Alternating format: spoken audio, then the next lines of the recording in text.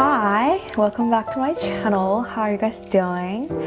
So today is December 14th and that means Christmas is on its way and 2025 is coming very soon.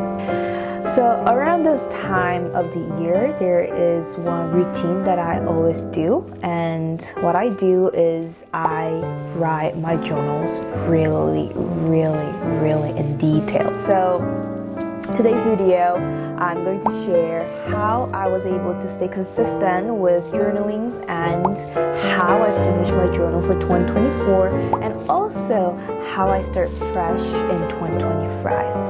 And let's dive right in. So the mindset that I have with journaling is that journaling isn't really about recording my day. It's more of like capturing the essence of who I was when I was in that specific age. Also, for me, it's a way to be emotionally mature.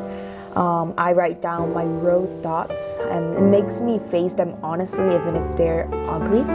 And also it's a tool to de-stress, and when I feel overwhelmed I jot down my priorities, and when I see all the things listed out on the paper, it somehow makes me feel more calm and manageable.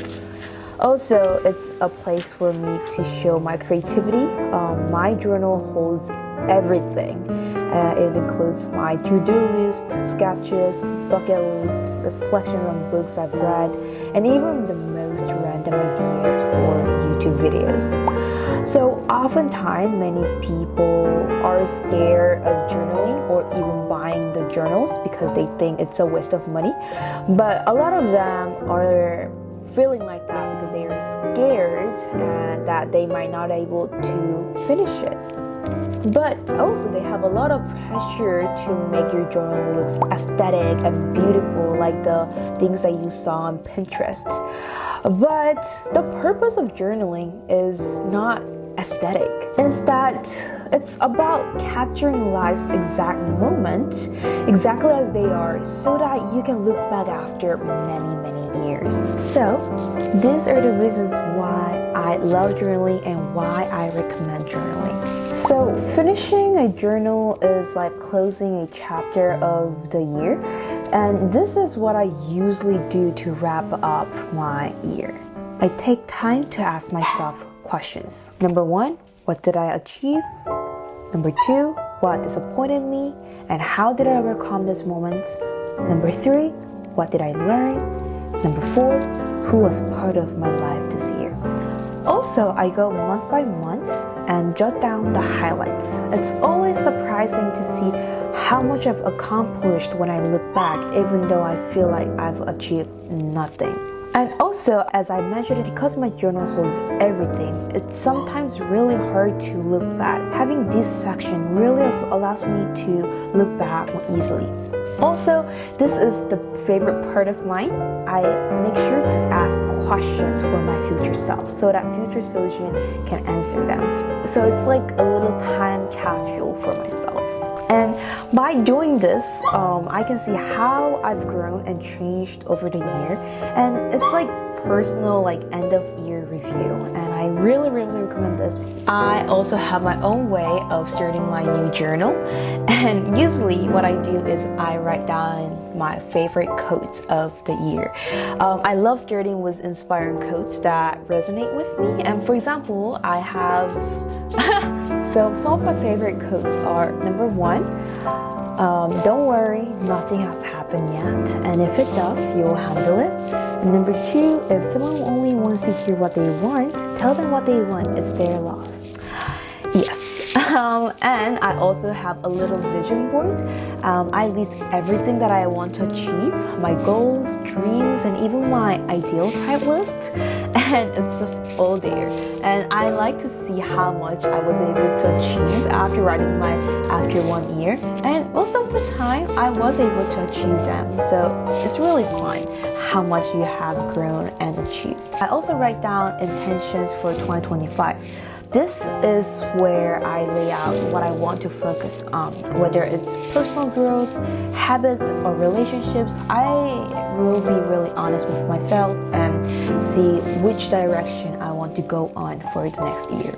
Okay, so enough with journaling. I now want to just give you guys a little recommendations for the notebooks that I've been using. These are my 6 years worth of my journal.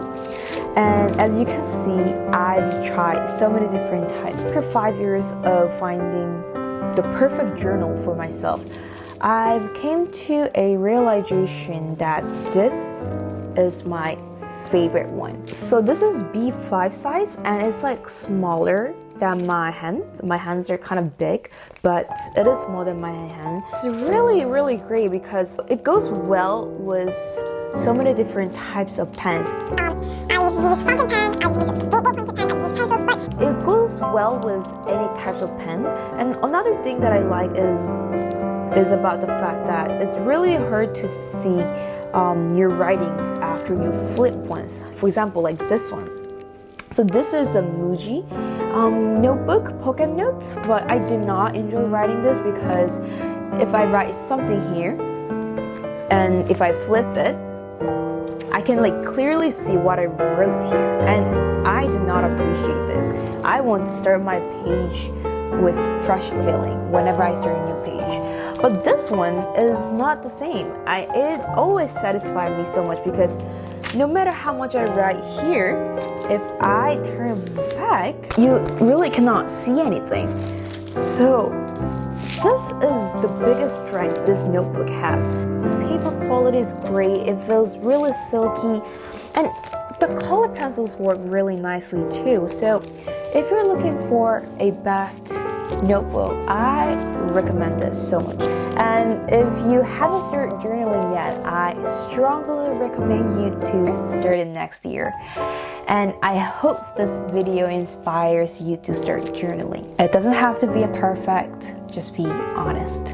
Thank you so much for watching, and if you have any questions, feel free to comment it down below, and I will see you guys in my next video. Bye!